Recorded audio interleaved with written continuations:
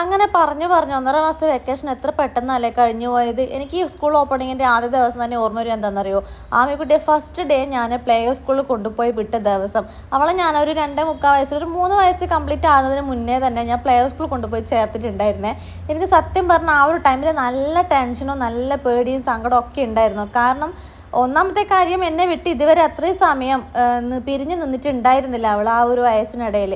രണ്ടാമത്തെ കാര്യം, ഭാഷ വലിയൊരു പ്രശ്നമായിട്ട് എനിക്ക് തോന്നിയിട്ടുണ്ടായിരുന്നു. കാരണം നമ്മളെ വീട്ടിൽ നിന്ന് മലയാളം മാത്രമേ സംസാരിക്കുന്നുണ്ടായിരുന്നുള്ളൂ. അതേപോലെ അവൾക്ക് മലയാളം മാത്രമേ കേട്ടിട്ടും പറഞ്ഞിട്ടും പരിചയം ഉണ്ടായിരുന്നുള്ളൂ. അപ്പോൾ പെട്ടെന്നൊരു ദിവസം സ്കൂളിലേക്ക് എത്തിക്കഴിഞ്ഞാൽ അവിടെയുള്ള എല്ലാ ടീച്ചേഴ്സും സ്റ്റുഡൻസും എല്ലാവരും തമിഴിലാണല്ലോ സംസാരിക്കുക.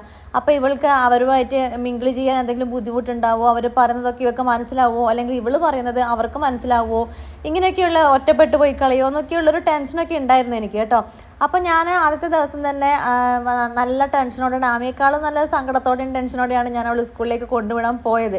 പക്ഷേ അവിടുത്തെ പ്ലേ സ്കൂളിൻ്റെ ഗേറ്റ് തുറന്ന് അകത്തോട്ട് ചേർന്നതും ഇവൾ എൻ്റെ കയ്യും വിട്ടിട്ട് ഇനി അമ്മ പൊക്കോ എന്നുള്ള ഭാവത്തിൽ ഒരു ടാറ്റയൊക്കെ തന്നു. ഇനി അമ്മ ഇവിടെ നിൽക്കണ്ട, ഞാൻ പൊയ്ക്കോളാം എന്നുള്ളൊരു ഭാവത്തിൽ ടാറ്റയൊക്കെ പറഞ്ഞു വിട്ടിട്ട് അവൾ കൂളായി ക്ലാസ് റൂമിലോട്ട് അങ്ങ് കയറിയിരുന്നു കേട്ടോ. എനിക്ക് സത്യം പറഞ്ഞാൽ അതിശയായിപ്പോയി. ഒരു പ്രശ്നം ഉണ്ടായിരുന്നില്ല. അന്ന് തൊട്ടിട്ട് ഇന്ന് വരെ ആമയ്ക്ക് സ്കൂളിൽ പോകാൻ ഒരു മടിയോ കാര്യങ്ങളോ, അവൾ സ്കൂളിലേക്ക് പറഞ്ഞു വിടുന്ന കാര്യത്തിൽ എനിക്ക് അത്ര വലിയ ടെൻഷനും കാര്യങ്ങളും ഇതുവരെ ആയിട്ടും എനിക്ക് ഉണ്ടായിരുന്നില്ല കേട്ടോ.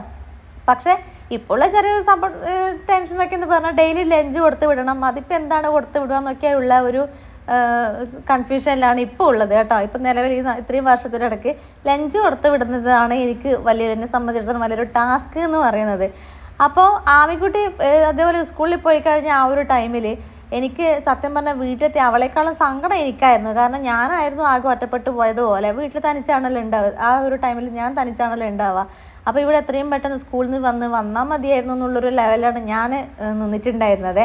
പക്ഷേ അവൾ പെട്ടെന്ന് തന്നെ അവരുമായിട്ട്, ചെറുതിലെ കുട്ടികളൊക്കെ അങ്ങനെ ആയിരിക്കുമല്ലോ, നമ്മൾ അവിടെ കൊണ്ടു ചെന്നാക്കിയാൽ അവരുമായിട്ട് പെട്ടെന്ന് തന്നെ പരിചയമാകും. അപ്പോൾ അവൾ പെട്ടെന്ന് തന്നെ ഭാഷ പഠിച്ചെടുത്തു. അവൾ നന്നായിട്ട് തമിഴ് സംസാരിക്കും, അതേപോലെ ഇംഗ്ലീഷും അത്യാവശ്യം നല്ല രീതിയിൽ തന്നെ സംസാരിക്കാനൊക്കെ തുടങ്ങി. അപ്പോൾ അതൊക്കെ കണ്ടപ്പോൾ ഞാൻ നല്ല ഹാപ്പിയായി. ഇപ്പോഴും ആ ഒരു പ്രശ്നത്തിൽ എനിക്ക് ഇതുവരെ ഇനി ടെൻഷൻ അടിക്കേണ്ടി വന്നിട്ടില്ല കേട്ടോ. അപ്പോൾ ഇന്ന് ആമിക്കുട്ടിയുടെ സ്കൂളിൻ്റെ ഫസ്റ്റ് ഡേ 5th സ്റ്റാൻഡേർഡിലോട്ട് എത്തി. അതിൻ്റെ ഒരു ഫസ്റ്റ് ഡേ ആണ് കേട്ടോ. ആമിക്കുട്ടിയെ പോലെ തന്നെയാണ് ഇതിപ്പോൾ സ്കൂളിലേക്ക് പറഞ്ഞു വിടുന്ന എല്ലാ കുട്ടികളെ പോലെ തന്നെ ആയിരിക്കും അമ്മമാർക്കും ഒരു ഫസ്റ്റ് ഡേ എന്നൊക്കെ പറഞ്ഞ് ഒരുക്കി വിടാൻ ഭയങ്കര ഒരു ആവേശവും ഒരു സന്തോഷമൊക്കെ ആയിരിക്കും അല്ലേ. ഒരു സ്കൂളിലേക്ക് പറഞ്ഞു വിടുന്നതൊക്കെ ആലോചിക്കുമ്പോൾ പുതിയ യൂണിഫോം, പുതിയ വാട്ടർ ബോട്ടിൽ, ലഞ്ച് ബോക്സ്, കൊട, ബാഗ്, ഇതൊക്കെ ഒന്ന് എടുത്ത് വെച്ച് സെറ്റാക്കി അവരെക്കാളും ആവേശം നമ്മൾക്കായിരിക്കും സത്യം പറഞ്ഞാൽ.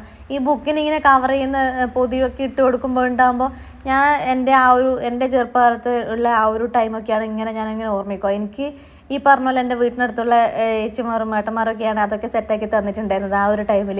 അങ്ങനെ ആ ഒരു ടൈമിൽ ബാഗ് വാങ്ങിക്കാൻ പോണതും ബുക്ക് വാങ്ങിക്കാൻ സ്കൂളിലേക്ക് പോണതും ഇങ്ങനെയൊക്കെയുള്ള ഒരു നൊസ്റ്റാൾജിയ ഫീല് നമുക്ക് നമ്മളെ മക്കളെ സ്കൂളിലേക്കിട്ട് വിടുമ്പോഴാണ് നമുക്കും ഫീൽ ചെയ്യാം. അതേപോലെ തന്നെ വേറൊരു കാര്യമാണ്, നമ്മൾ ഇത്ര പെട്ടെന്ന് നമ്മൾ ഇത്രയും വളർന്നു പോയോ എന്നുള്ളൊരു ബോധം നമുക്ക് തന്നെ വരും. ഇപ്പോൾ എൻ്റെ മോളെ 5ാം ക്ലാസ് 5th സ്റ്റാൻഡേർഡിലോട്ട് എത്തി എന്നൊക്കെ പറയുമ്പോൾ ഞാനും 5ാം ക്ലാസ് പഠിച്ചിട്ട് ഇത്രയും വർഷമായല്ലേ, ഇപ്പോൾ എൻ്റെ മോൾ 5ിലോട്ട് എത്തി എന്നൊക്കെ പറയുമ്പോൾ ആ ഒരു ടൈം എനിക്കിപ്പോഴും നല്ല ഓർമ്മയുണ്ട്. ഞാൻ സ്കൂളിൽ പോയ ടൈം എനിക്കിപ്പോഴും ഓർമ്മയുണ്ട്. അപ്പോൾ ആ ഒരു കാലം എത്ര പെട്ടെന്നല്ല ഇങ്ങനെ മാറി പോണത്, അതൊക്കെ ഉണ്ടാകുന്നൊരു വല്ലാത്തൊരു ഫീലായിരുന്നു കേട്ടോ ഈ ഒരു സ്കൂൾ തുറന്നിട്ടുള്ള ആ ഒരു ഫസ്റ്റ് ഡേ എന്ന് പറയണത്.